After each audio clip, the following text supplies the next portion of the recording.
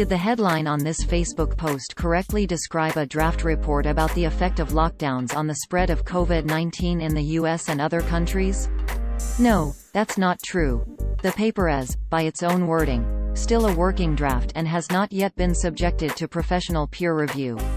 That's the customary process through which the methodology and conclusions in draft scholarly writings like this are challenged by professional peers, often causing authors to restate their findings or back away from unsupportable declarations.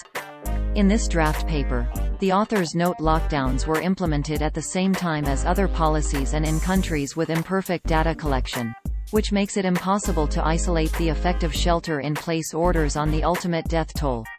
While their draft conclusion is that death data suggest lockdowns did not flatten the curve, they concede cause and effect may be hard to establish and clearly say this is a working draft, not a completed study.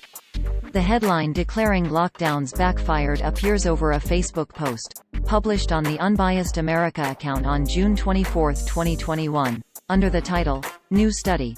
The lockdowns backfired, increasing deaths instead of decreasing them. It opened, quote, "A new study examining deaths in the 50 states and across 44 countries has found that government lockdown orders resulted in higher overall deaths." End quote. This is what the post looked like on Facebook at the time of writing. Source: Facebook screenshot taken on Friday, June 25, 18 hours 2 minutes and 11 seconds 2021 UTC. The paper, by 4 public policy scholars, is part of the National Bureau of Economic Research, NBER, Working Papers Program, which circulates draft research for comment and discussion.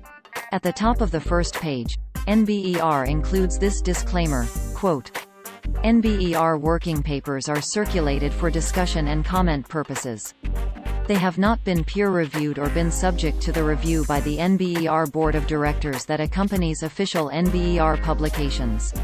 End quote. NBER also says the views in the paper are those of the authors and do not necessarily reflect the views of NBER, which is a private organization of economists focused on research into public policy.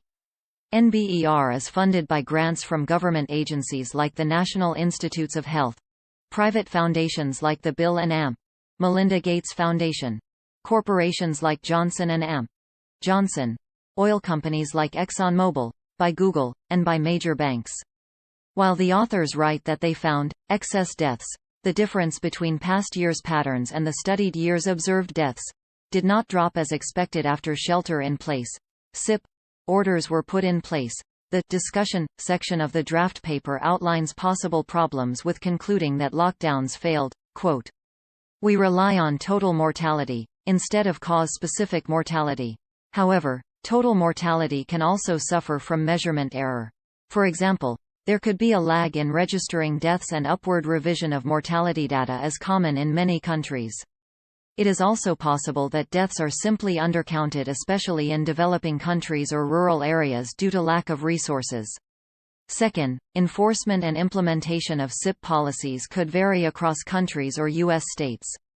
Third, it is possible that SIP policies were implemented with other policies related to the pandemic, and we cannot completely isolate the causal effects of SIP policies. Finally, the counterfactual trajectory of the pandemic in the absence of SIP policies is difficult to estimate and might vary across countries and states, which could bias estimates."